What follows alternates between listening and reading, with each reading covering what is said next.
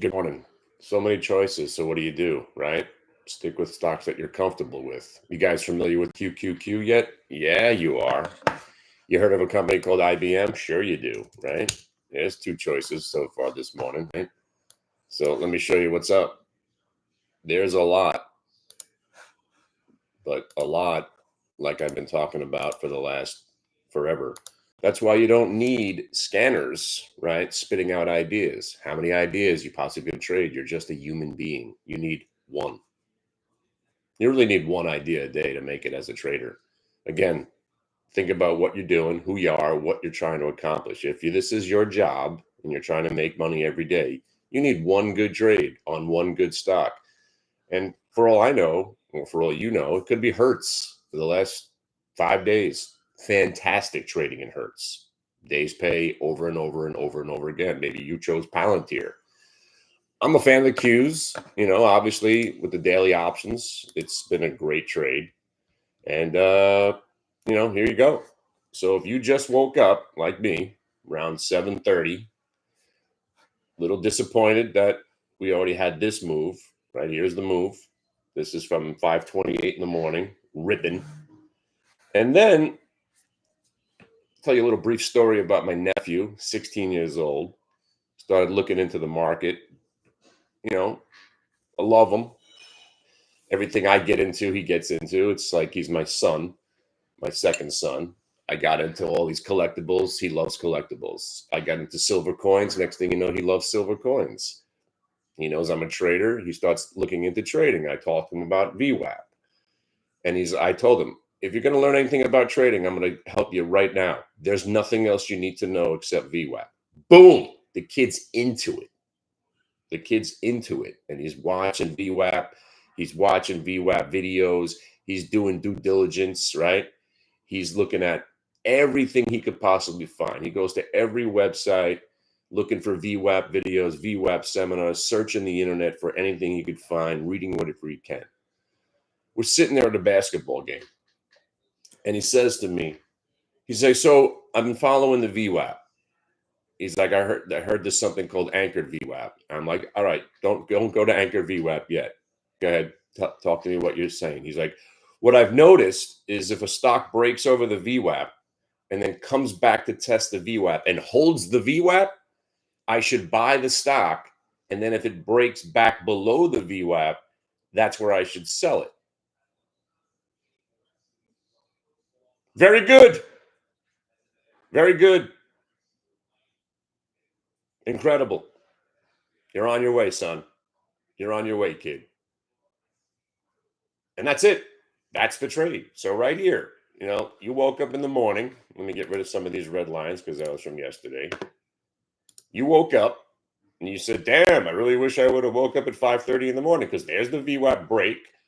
Comes back underneath. We call it the fake out, shake out, back above the VWAP, and you're a buyer. This was a lot better than, you need to make a day's pay. But then here comes my nephew. Man, oh, look, it came back to test the VWAP, and now it's rallying off the VWAP. Buy it and use the levels where it came from as you're out if you're wrong. Limited risk, decent reward. And here, if you're just trying to make a living at this, there it is. There it is. And again, if you can't afford to trade the QQQ, and again, I don't trade 1,000 shares. I trade 200 shares. You buy 200 shares. Again, 80 grand you have to lay out. Again, not everybody could do that. So what you do is you go TQQ, which is a $47 stock. Maybe you could rock a $47 stock, $47.65. So you would have been buying $47.76. The stock went up 70 cents. You know what that is? Day's pay. 300 shares, 70 cents, 210, right? Even before the day gets started. So let's look at some other stocks, right? So here's another one, SEP, right? I came in. I'm like, God damn, I really wish I would have bought this thing yesterday at 15. So my default is if I miss it on the upside, I'm looking for a reason to short it. Jiggling around, breaks the VWAP, breaks that little spot right there, limited risk. I could short it at 1970, missed it, and then look what it does. It comes back to test it. It says, hey, look, Kenny, you missed that first move. There it is. You want to do it now? Do it. 1970 short, bang, falls $1.20. You know what that is? 200 shares? That's $200. Boom, cash. And in this case, it's a test of the VWAP from underneath.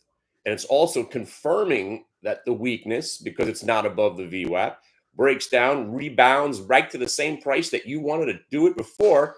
It's like the market did you a favor and came back to the price that you wanted to short something. Do it. And then it rolls back over. Money, right? And then you got IBM. You heard of IBM? Sure you have, right? Hey, IBM reported numbers. You want to see some sick move? Check this out.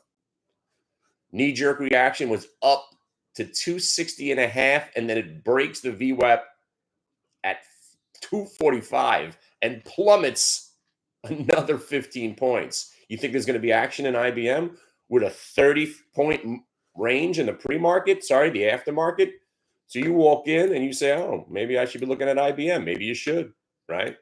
Now, again, I didn't do this one, but there it is. Testing the VWAP, testing the VWAP, testing the VWAP, holding, buy it. 228.50, using the 228 and possibly 227.50 as your outs, staying above VWAP. Volume surge, you want to sell into that volume surge because that's what we do for a living. And now they can't take the money away from you, and you just hold the IBM unless it rolls over and breaks the 229. Money. Texas Instruments, right? You heard of Texas Instruments? Sure you have. They make calculators and shit, right? And now you're saying to yourself, but wait, Kenny, I missed the big move. Did you? Did you? Or didn't you? But Kenny, I said, I thought you don't like to buy stocks that are gapped up. Yeah, I do. If they go under the VWAP and then come back, that's also known as the faux show bro. My favorite trade. So if you're looking at Texas Instruments this morning, sure you are. Sure you are, right? Because they reported earnings. You see the list, it gets built for you each morning by looking at just stocks that reported earnings. And now I can't get the charts to work. Hold on. So here it is, Texas Instruments, right? Ripped consolidation, fake out, shake out, breaks a recent low, comes back above the VWAP, buy it. 164.50, rallies 200 shares, that's $600. These are not high risk trades. They're low risk trades with low volume. Not low volume like low volume of the stock. You're doing low volume. 100 share lots, 200 share lots. Bang, cash, right? All right, let's go. There's Procter & Gamble, right? Oh, shit, Procter & Gamble. I heard of Procter & Gamble. They make soap and stuff, right? Or maybe they don't. Does it matter? No. Right? So stock reports earnings. Knee-jerk reaction down. Boof, right? Breaks the VWAP. Oh, you missed it. Oh, wait, comes back. Yeah, I can't really tell what I would have done here because I wasn't watching it, but that's low volume because when you see just Morse code on the chart, that means it's really not much going on there. But VWAP break, and if you were buying 162, you would have had to use, it's actually not a risk, highly risk trade because there's 50 cents of risk. There's the 162, and now the stock's at 164.50 cash.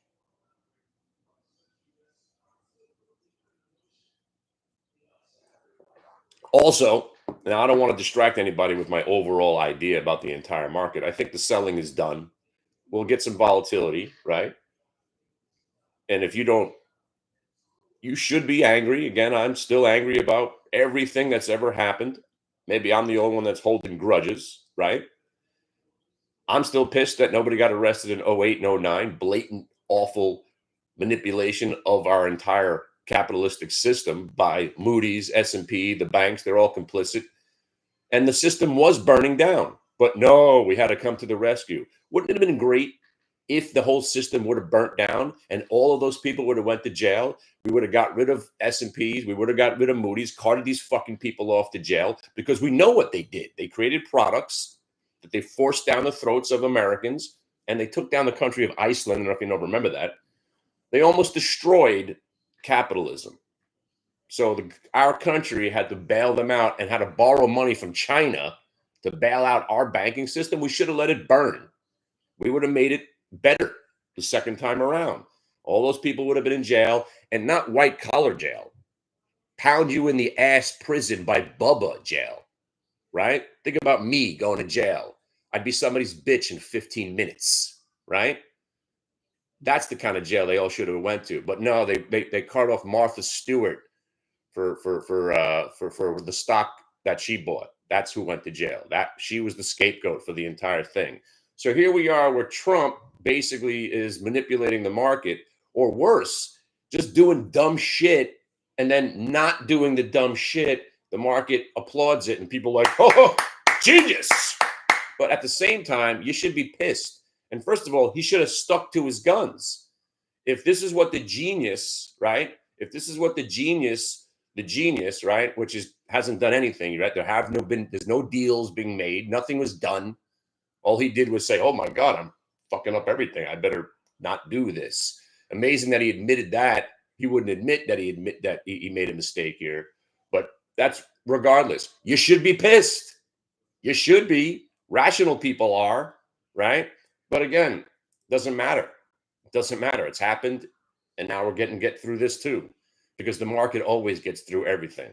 So unless UVXY is ripping past 40 anytime soon, I think we're going to start seeing smaller and smaller moves, little consolidation, and we're going to go right back to what we're doing, staying specific with these earnings plays. So you got Lam Research, LRCX. You know about Lam Research, right? And not a lot of volume, but, going up. And check on IBM for a second. Probably want to sell it soon. Q's already rolled over. Awesome volatility in the market. And by the way, if you see what just happened, right? This is how we trade. When a stock goes back to a price where something once happened, you have to do something, assuming something else is going to happen because the market's rigged. There's the rigging. Did it go back to the same exact price and the sellers that were there before showed up again? Yes, because it's programmed. So now, if the statement is, if we stay above VWAP and we break this level, then we go to that orange line. That's basically the program right now. You have to wait. And if it rolls over, you say, oh, I guess it's not working. I'm going to sell. But right now, you should still be long the Qs because you have to wait to see what happens next. And now you could adjust your risk because here, you see where it consolidated and held before and broke down? You see where it consolidated this time and held and went up? Now it's different, right? So you should still be long the Qs unless it breaks this price and the VWAP. So there's your risk, right? You get it? It's the same trade over and over again. It's the same day over and over again. Things get thrown at us, right? War, Trump, China, tariffs, end of capitalism, banking crisis, Russia going into here, Turkey. You guys don't remember that night. Remember there was a coup in Turkey? The futures were lock limit down. No one even remembers that, right? Like the yen carry trade. Remember that one? That was way back last August when I got destroyed by the UVXY. What happened to that? Right. Nobody gives a shit because it's all programmed. We're just rats in a cage. And the only truth left is following the charts of the system that controls the market, which is the matrix programmed by VWAP and price. And to me, I think this whole thing's been pre-programmed the whole time. I think the market already knows what it's going to do for the next 6 months to a year. We're just sitting here pretending that it's about earnings and fundamentals and political stuff. All this stuff was going to happen. The market was going to correct anyway, with or without the tariffs. It just happened quicker and more scarier because he whipped out that big cardboard thing.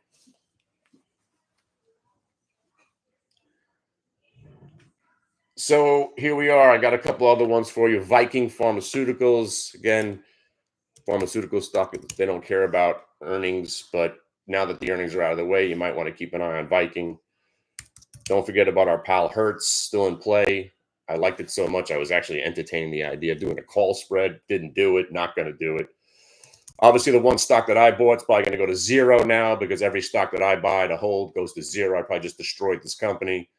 SRAD. But if it goes back to 1750, I'm loading up. I do like what I read about this company, but right now it's garbage.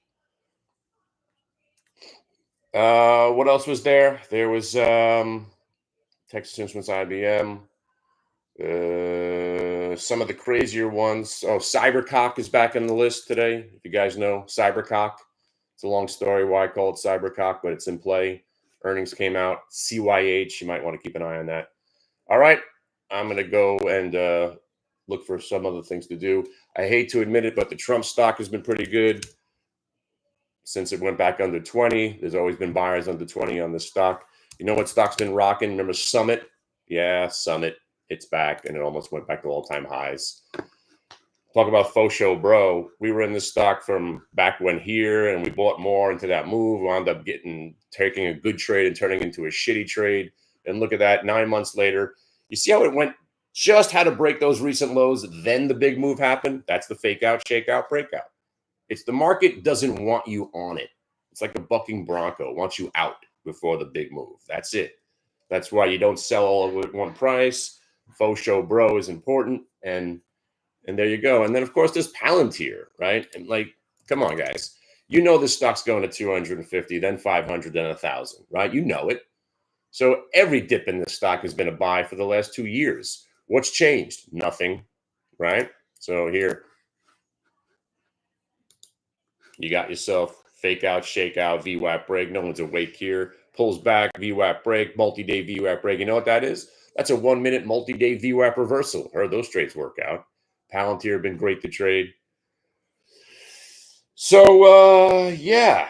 And there was a couple other ones. Let me see. There was some other ones that were interesting this morning. Let me see before I go. Pepsi. Oh, FCX. I like Freeport. Hang on. There's a Pepsi trade. Not much going on right there, but FCX, nothing going on right there. Just keep an eye on it because they reported earnings. You also have American Airlines, Merck. Let's see. There was another one. Procter & Gamble I showed you. Oh, Hasbro was gapped up pretty big. So Hasbro, I think they make toys or something. Big gap, not a lot of volume. You know, that one I would look for a sell.